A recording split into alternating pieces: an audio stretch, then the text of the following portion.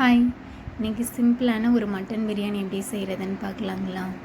1 kilo mutton வாங்கிட்டு வந்திருக்கேன். நல்லா வாஷ் பண்ணிவிட்டு குக்கரில் 5 விசில் வர வரையும் விட்டுருக்கேன். அடுத்து பிரியாணிக்கு செய்யலாம். குக்கரை அடுப்பில் வச்சாச்சு.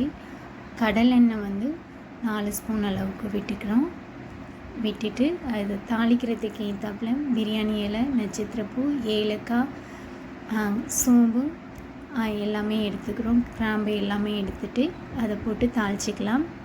தாளிச்சது உள்ளே போட்டதும் நல்லா பொரியணும். நல்லா பொரிஞ்சு வர ஸ்டேஜில் 3 பெரிய சைஸ் பெரிய வெங்காயம் எடுத்திருக்கேன். அதை நல்லா கட் பண்ணி வச்சுருக்கேன். அதையும் ஆட் பண்ணிக்கலாம். ஆட் பண்ணிவிட்டு கிண்டிக்கலாம்.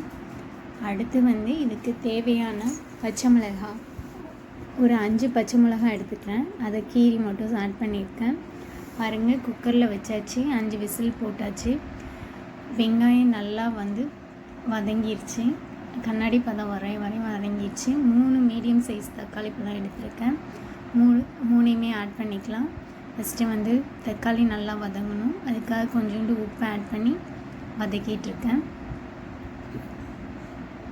கொஞ்சம் உப்பு ஆட் பண்ணி நல்லா வதக்கணுன்னா சீக்கிரம் வதங்கிடும். தக்காளி நல்லா வதங்கிட்டுருக்கு பாருங்கள். அதுக்கப்புறமா ஒரு கைப்பிடி அளவு புதினா வச்சு இலையாக எடுத்து ஆஞ்சி வச்சுருந்தா நல்லா கழுவிட்டு அதை ஒரு கைப்பிடி சேர்த்துக்கலாம். புதினா போட்டதுமே நல்லா ஃப்ளேவர் வர மாதிரி நல்ல ஸ்மெல் வரும். நல்லா கிண்டி விட்டுக்கலாம். நல்லா வதங்கட்டும்.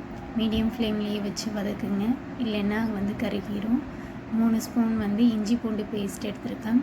அந்த இஞ்சி பூண்டு பேஸ்ட்டை தக்காளியெல்லாம் வதங்கினதுக்கப்புறம் போட்டோன்னா தான் அடியில் பிடிக்காமல் இருக்கும். அதனால் இஞ்சி பூண்டு பேஸ்ட்டு இப்போ தான் போடணும். போட்டு நல்லா வதக்கிக்கலாம். அதோட பச்சை ஸ்மெல் எல்லாம் போகட்டும். நல்லா பச்சை ஸ்மெல் போனதுக்கப்புறமா நம்ம அடுத்து மசாலா ஆட் பண்ணிக்கலாம். இது வீட்டில் அரைச்சி வச்ச பிரியாணி மசாலா தான். நாங்கள் எல்லாமே எல்லா திங்ஸும் வாங்கி அரைச்சி தான். அது 3 ஸ்பூன் எடுத்திருக்கேன். 3 ஸ்பூன் போட்டு அந்த வெங்காயம் தக்காளி வதங்கினதோட நல்லா மிக்ஸ் பண்ணிக்கிறோம். கொஞ்சம் நேரம் எண்ணெயிலேயே அந்த தக்காளி வெங்காயத்தோடையே நல்லா வதங்கட்டும்.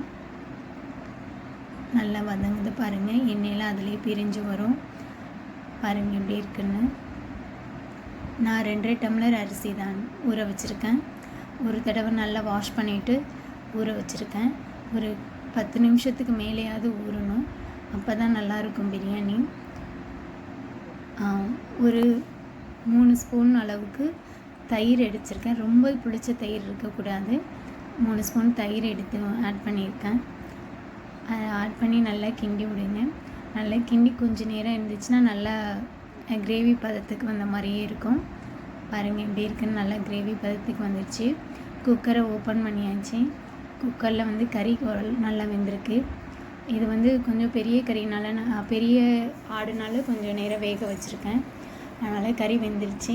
அதில் இருக்க சூப்பை ஆட் பண்ணிக்கலாம். பிரியாணியில் நம்ம ஒரு சிலது மட்டன் பிரியாணி அப்போ மட்டனை டைரெக்டாக போட்டோன்னா அது நல்லா வேகவும் வேகாது, சூப்பெல்லாம் இறங்கவும் இறங்காது. ஒரு 3 விசில் 4 விசில் விட்டு ஆட் பண்ணோம்னா நல்லாயிருக்கும்.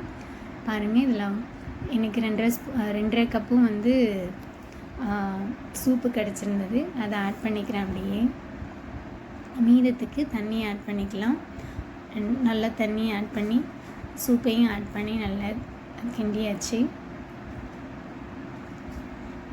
இல்லை உப்பெல்லாம் சரியாக இருக்கான்னு பார்த்துக்கலாம். பாருங்கள் இந்த மாதிரி இருக்கும்.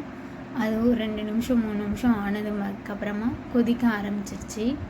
பாருங்கள், கொதிக்கிற ஸ்டேஜில் நம்ம கழுவி வச்சு அரிசியை ஊற வச்சுருக்கோம் இல்லையா, தண்ணியை இருத்துட்டு அரிசி ஆட் பண்ணியிருக்கோம்.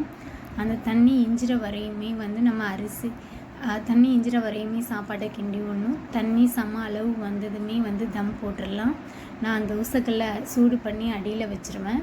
குக்கரை அதுக்கு மேலே வச்சு ஒரு தட்டு போட்டு நல்ல வெயிட்டானதை தட்டுக்கு மேலே வச்சுருவேன். சிம்மில் வச்சுருப்பேன் அடுப்பை. அப்படி வச்சா தான் அடி பிடிக்காது. இது தண்ணி எக்ஸ்ட்ராவும் இருக்காது. சாப்பாடு நல்லா பொலன்னு இருக்கும். இங்கே பாருங்கள், 10 நிமிஷம் கழித்து எடுத்தோன்னா அடுப்பை ஆஃப் பண்ணிவிட்டு மேலே இருக்கிறதெல்லாம் எடுத்துகிட்டு பார்த்தோன்னா சாப்பாடு நல்லா பொலன்னு இருக்கும். நல்லா கமன்னு இருக்குது. இது மாதிரி செஞ்சு பாருங்கள். கண்டிப்பாக உங்களுக்கு பிடிக்கும். தம் போடுறப்போ ஈஸி